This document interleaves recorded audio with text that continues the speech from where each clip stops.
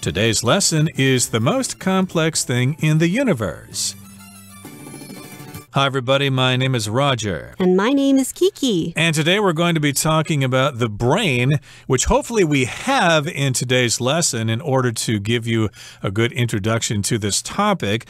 Of course, people can't exist without their brains, but it's not a simple thing, is it? It's quite complex. Right, because the brain, not only does it help us think, it also controls a lot of the different parts of our body in order to function. So the brain tells our heart that it needs to beat. The brain tells us, hey, we need to take a breath now. Indeed. So, yes, indeed, the brain has a lot of functions, and there are a lot of things concerning the brain that we don't understand.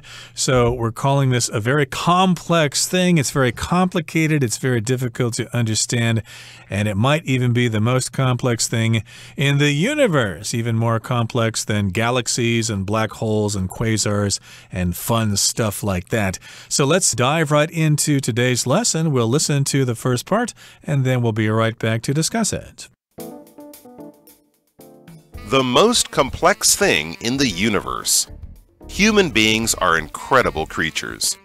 We have walked on the moon, cured diseases, and built enormous structures, from ancient pyramids to modern skyscrapers. So what is it that makes us so special? The answer is our brains. The human brain is a fascinating organ that controls everything from your breathing to your memories and imagination. Below are several more thought-provoking facts about this natural supercomputer. 大家好，第一部分我们可以看到名词 pyramid， 它指的是金字塔或是角锥体。例如 While the most famous pyramids are in Egypt, Mexico and Central America also have their own. 虽然大部分知名的金字塔位于埃及，墨西哥和中美洲也有属于自己的金字塔。或者Sandra's pyramid of cards was destroyed when her brother bumped into the table. 当 Sandra 的哥哥撞到桌子时，他的纸牌金字塔就被毁了。再看一个例子 The children built a pyramid out of small blocks of wood. 孩子们用小木块搭建了一座金字塔。接下来我们看到名词 skyscraper， 意思是高楼大厦或是摩天大楼。举例来说 You can see the city's skyscrapers from many kilometers away.你可以从好几公里外看见那座城市的摩天大楼。又或者说 Robert lives in the tallest skyscraper in town, so he has great views from his windows. Robert 住在城里最高的摩天大楼里，所以他从窗户可以看到很棒的景色。再举一个例子 New York City and Chicago both have beautiful skyscrapers. 纽约市和芝加哥都有美丽的摩天大楼。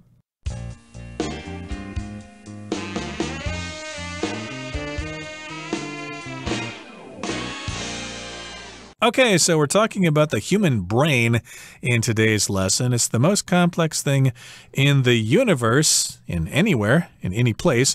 There's nothing more complicated than the human brain. And our article begins, Human beings are incredible creatures. They certainly are. If something's incredible, well, basically that means it's unbelievable. It's so fantastic. It's so wondrous that you just can't believe it. Wow, that is incredible. I can't believe that I'm actually seeing that thing. Right, and human beings are so incredible. We've done so many amazing things that we've allowed ourselves to be able to walk on the moon, cure diseases, and build enormous structures, from ancient pyramids to modern skyscrapers. So here we see the word enormous. Enormous is something that is extremely large in size, okay? And it's unusually large, right? So you can see that enormous elephant right in front of you. And enormous structures are just these amazing and just incredibly big and large structures that have been built by humans. Exactly. So these are structures or things that were built, as you said, like pyramids or skyscrapers and things like that, or that's what this sentence here says. And a pyramid, of course, is a three-dimensional shape that is like a triangle, but it's the three-dimensional.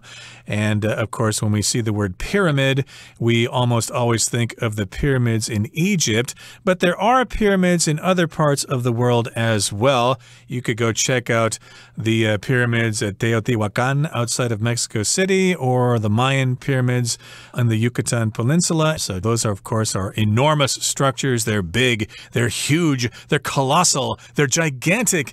And, of course, we've also got skyscrapers, which, indeed, we have a lot of here in good old Taiwan. Right. And the most famous skyscraper in Taiwan, of course, is Taipei 101, right? And at one point, Taipei 101 was the tallest skyscraper in the world. But now that title has gone to somebody else. So skyscrapers are really tall buildings in the cities, okay? So it's all these tall office buildings. And right now, the tallest skyscraper in the world is the Burj Khalifa in Dubai. So that's an enormous skyscraper. It is indeed. And of course, look at the word skyscraper. We've got the verb to scrape, which is something that scratches on something. Where I'm from, of course, during the winter, it snows a lot. And in the morning, if you want to drive to work, you need to scrape the ice off your windshield so that you can see the road when you drive. You need an ice scraper. It kind of scrapes the ice away from the windshield or the windscreen, whatever you want to call it. And, of course, these are very tall buildings. They're so tall that they're actually maybe kind of scraping the sky, I should say. They are modern skyscrapers. So that's the range of these things that we have from ancient pyramids to modern skyscrapers. But we've got a question here. So what is it that makes us so special?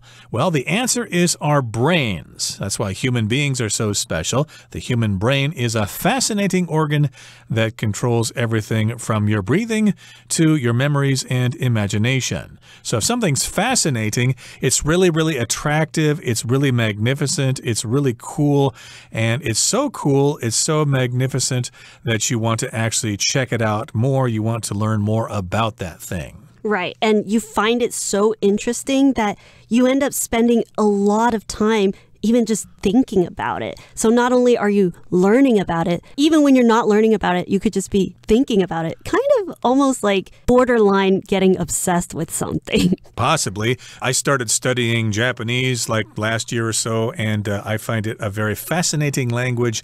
It uses all those different writing systems, and the grammar is really difficult to understand. Oh, this is so fascinating. I really want to learn more. We've got the word organ here, and that's not a musical instrument that you'll hear someone playing during church. It's actually in your body, and it performs a certain function, like your heart, like your liver, like your kidneys. Those are organs. And this particular organ, the human brain, controls everything from your breathing to your memories, what you remember from the past, and your imagination. I'm trying to imagine what a trip to Tasmania would be like.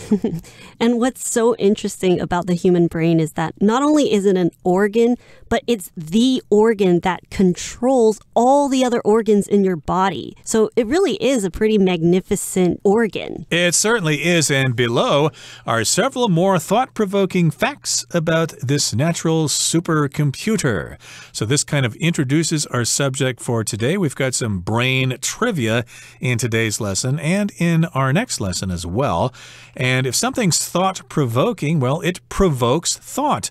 To provoke means to cause something to happen.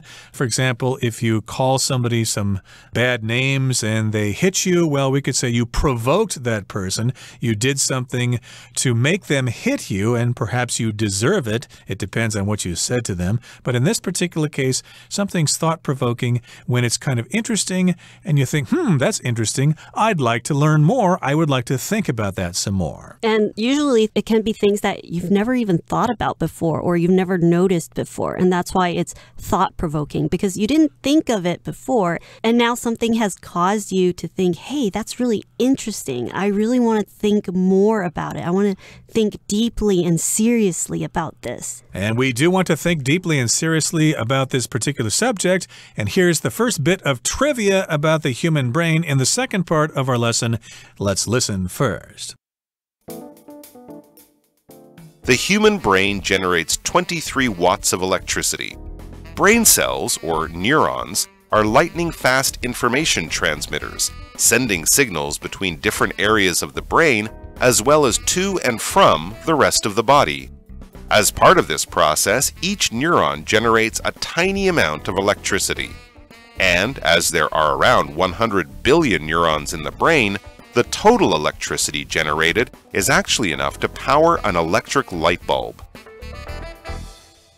Okay, so this is a thought-provoking fact about our brain, our natural supercomputer, and this fact is the human brain generates 23 watts of electricity.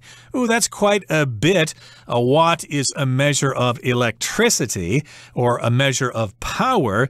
And if you're into electricity, you know how many watts it takes to power certain things. When you go to the appliance store, for example, and you want to buy a light bulb, well, you want to know how many watts it has. Is it 5 watts or 10 watts? When I used to play with a CB radio back in high school, the CB radio I had was 4 watts in power, but that's kind of weak compared to other two-way radios.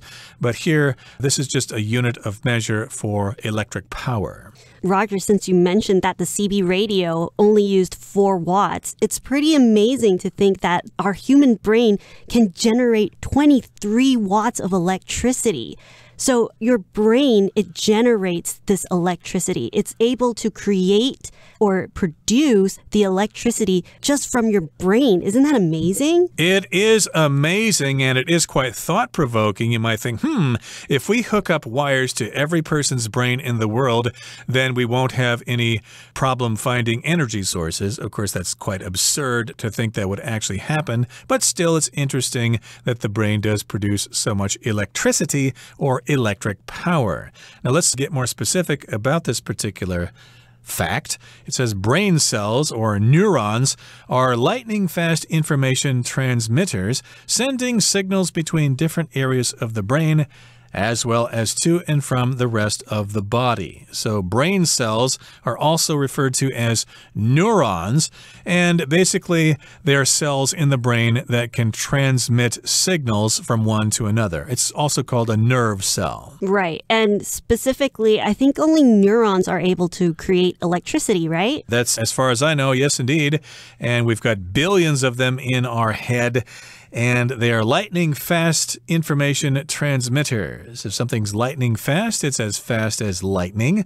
And a transmitter is something that transmits something from one to another. I did mention Citizens Band Radio before CB radio. You would use what is called a transmitter to send a signal to someone else, and then they would receive that signal.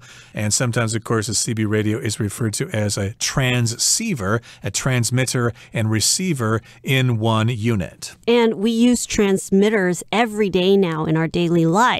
So including our phones, we have transmitters in our phones as well, because your Wi-Fi or your Bluetooth, they all have to be able to transmit the signals for somebody else to receive these messages. So we're really using transmitters every day in our lives. And just going back about billions of neurons in our body, we can see how amazing it is that these neurons have to travel really fast because they need to transmit signals. They need to send these signals to our brain so our brain can send these signals back to the rest of our body. So they have to move really, really fast. They have to move lightning fast. Yep, they transmit signals between different parts of the brain, and then they transmit signals to different parts of the body to tell you to move your arm, to get up from a chair, to yawn, to stretch, to eat, whatever the brain has to tell your body to do those things. And as part of this process, each neuron generates a tiny amount of electricity. Indeed, when that happens, you do get a tiny amount of electricity.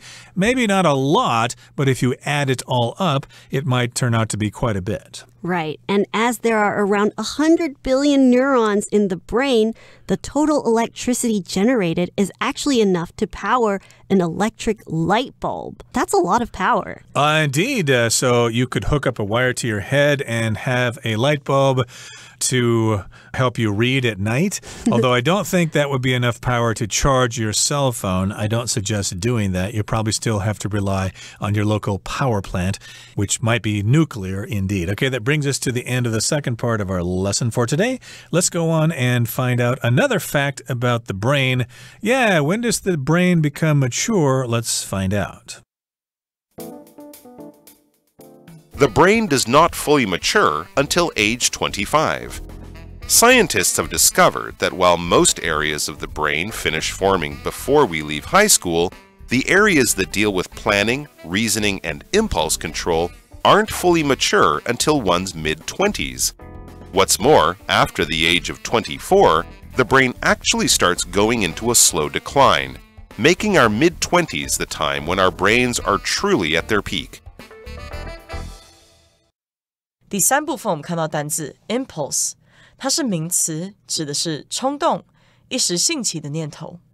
例如 When Jenny saw the puppy, her first impulse was to take it home. 当 Jenny 看到那只小狗时，她的第一个冲动就是把它带回家。或是 Herbert had the sudden impulse to dive into the ocean. Herbert 突然有一种冲动想跳进海里。再举一个例子 I had to resist the impulse to buy everything at the department store. 我必须忍住在百货公司什么都想买的冲动。另外补充这个字的形容词 impulsive, I-M-P-U-L-S-I-V-E, impulsive. 它的意思是冲动的或是草率的。例如 Teenagers often do impulsive things because they cannot control their desires. 青少年常常因为无法控制自己的欲望而做出冲动的事情。又或者说 After the truth was revealed, Nancy regretted her impulsive decision. 真相大白后 Nancy 后悔自己的草率决定。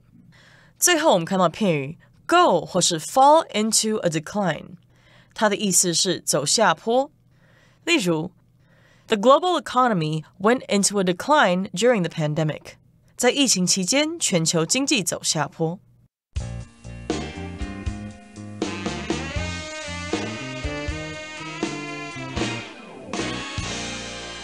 Okay, so the next fact is the brain does not fully mature until age 25. That's kind of late. I thought the brain was pretty much done developing or maturing by the time you were 17 or 18, but it turns out that during your college years, your brain is still developing. And when something matures, it's to complete its development. So sometimes you might refer to a person as being immature or mature, depending on how they interact with people. So sometimes you might think somebody is really childish. So you'll say, hey, he's really immature. So you're kind of referring to them as not being fully developed or not finishing their development. They haven't grown up. But mature is when somebody is really grown up or when something has come to its full term, something that has completely developed. So our brain doesn't mature until age 25. Which means if you're 25 years old, you're a really smart cookie, although you still have years of experience ahead of you to get more information and knowledge and stuff like that. But let's talk about some more specifics about this fact. Scientists have discovered that while most areas of the brain finish forming before we leave high school, the areas that deal with planning, reasoning, and impulse control aren't fully mature until one's mid-20s. So indeed, certain parts of the brain will be mature before you finish high school, but after high school and when you go to university, you've still got some parts of your brain that are developing, and those areas specifically include planning, reasoning, and impulse control. Yeah, they aren't fully mature until you're in your mid-20s, which would be around the age of 25. So planning, basically figuring out how you're going to do things, figure out the order of steps, that's planning. Reasoning, using logic to come to some conclusions. And we've also got impulse control. Impulse means something is done rather quickly, and oftentimes we say it's an urge or desire to do something, and sometimes we have this impulse that is really not controlled, and sometimes it causes us to do things that we wouldn't normally do. Right, and sometimes impulses are really short and quick actions. And just referring back to the fact that our brain is able to produce electricity, impulse can also sometimes mean short electric signals. So when you have a short spark of electricity, they're also impulses. And what's more, or in addition, after the age of 24, the brain actually starts going into a slow decline. It starts to get worse and worse as you get older, making our mid-20s the time when our brains are truly at their peak. And if something or someone is at their peak, that means they're at the best situation that they can be. And of course, this is probably a good time to be learning things because your brain is at its peak. It's performing as best as it can. After that, it's all downhill. Well, that brings us to the end of our discussion for today. Here comes Hanny.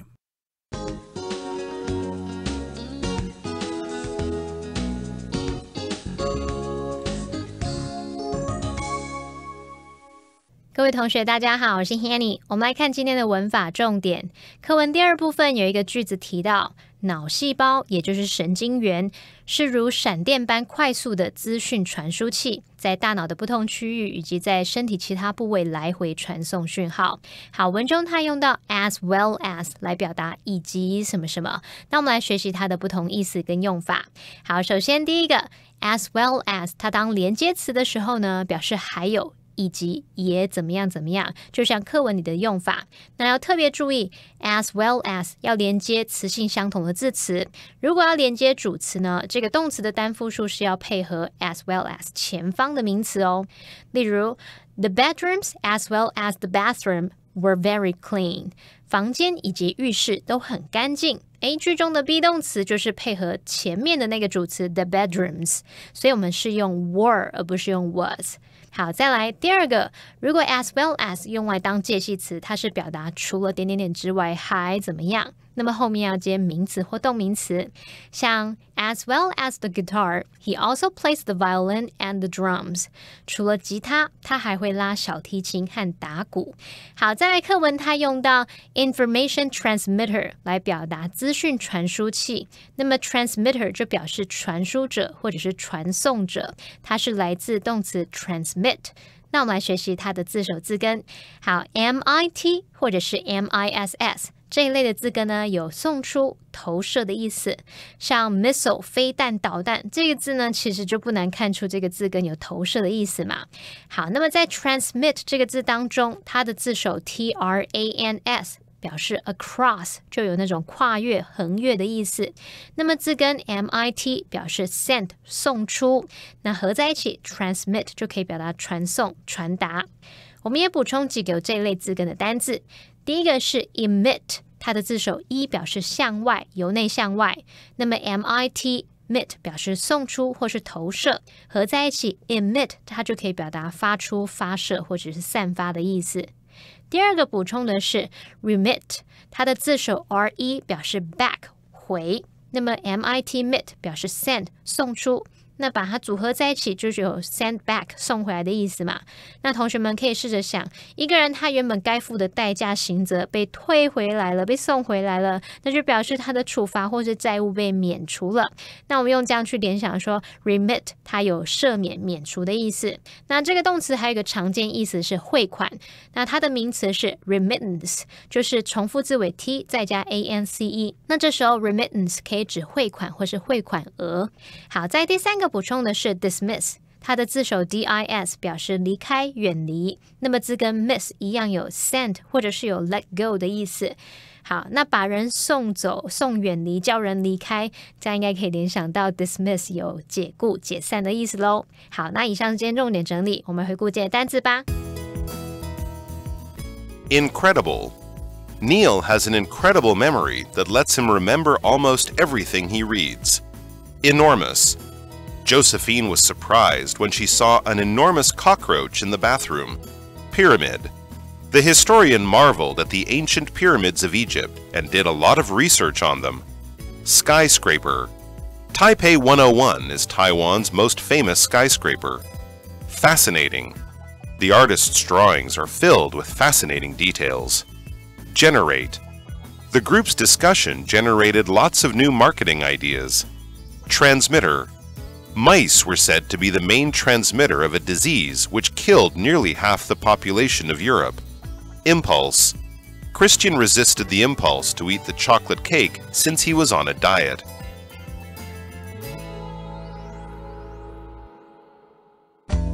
Well, that brings us to the end of another edition of our program, and please make sure you join us again next time. From all of us here, I am Roger. I am Kiki. See you next time.